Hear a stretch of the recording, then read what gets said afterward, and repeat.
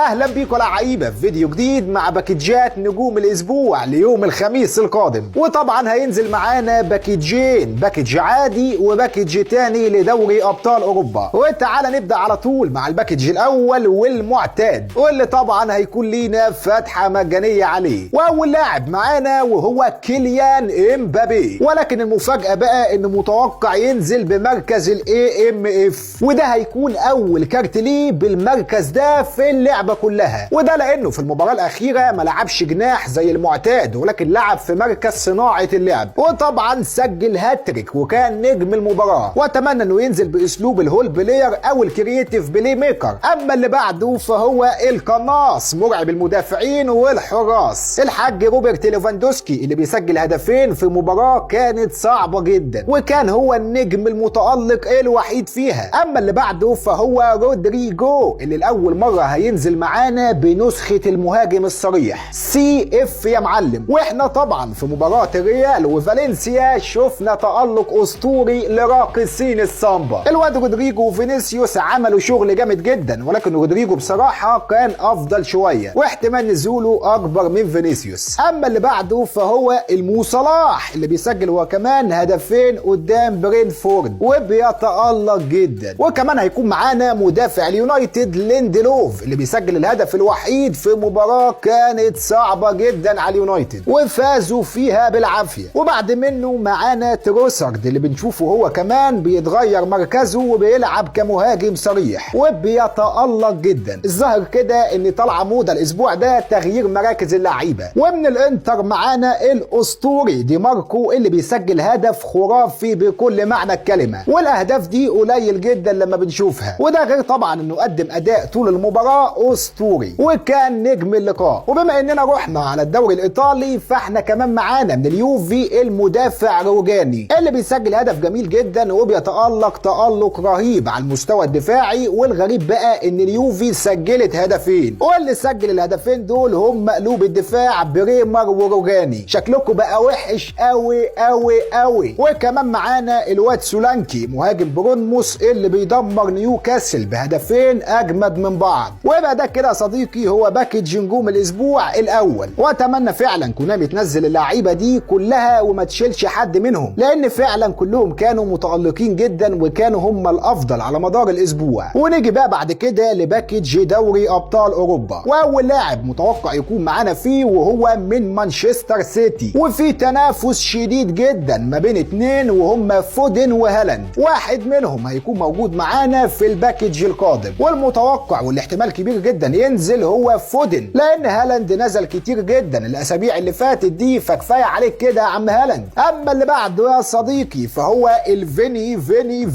فينيسيوس جونيور اللي هينزل معانا بمركز السي اف هو كمان زي اخوه كده رودريجو اللي هينزل معانا في الباكيج الاول. اما اللي بعده بقى فهو باكايو ساكا نجم الارسنال اللي بيتألق جدا قدام اشبيليه وبيسجل هدف وبيصنع الثاني، والاداء طبعا فوق الاسطوري. وكمان معانا جريزمان اللي بنشوفه هو كمان بيتغير مركزه وبيلعب في مركز وسط الملعب، وده معناه ان احتمال كبير جدا ينزل معانا اي ام اف او سي ام اف. كمان معانا من بايرن ميونخ متوقع نزول كيميتش. هو بصراحه وان جيت للحق المفروض هاري كين اللي ينزل، الراجل مسجل هدفين وعامل اداء رهيب، ولكن هو موجود معانا في الباكيج الحالي فصعب جدا انه ينزل اسبوعين ورا بعض، وعلشان كده اللي كان متألق بعد منه على طول هو كيميتش. اما بقى معركة الميلان وباريس سان جيرمان هينزل منها الواد رافائيل لياو اللي بيسجل هدف جميل جدا وبتفوز الميلان على باريس بكل نجومها. اما الانتر بقى فهيكون معانا منها سومر اللي كان اخطبوط يا معلم وانقذ الانتر من هجمات كتيرة جدا. وكمان موجود بيبي اللي مازال فيه روح وبيسجل هدف كمان لبورتو وبيتألق جدا على المستوى الدفاعي. ويبقى ده كده باكيج الابطال اللي هينزل معانا يوم الخميس. ما تنساش بقى تقول لي رايك ايه في الباكيجين اللي هينزلوا، وشايف انهي باكيج فيهم اقوى، ومين هو اللاعب اللي نفسك تحصل عليه من الباكيجين دول. وبس كده لعيبه نكون وصلنا لنهايه الفيديو. اتمنى يكون الفيديو عجبك، ما تنساش تعمل لايك وسبسكرايب لو انت اول مره بتشوفني، وانزل اكتب لي كومنت رايق يا رايق. سلام.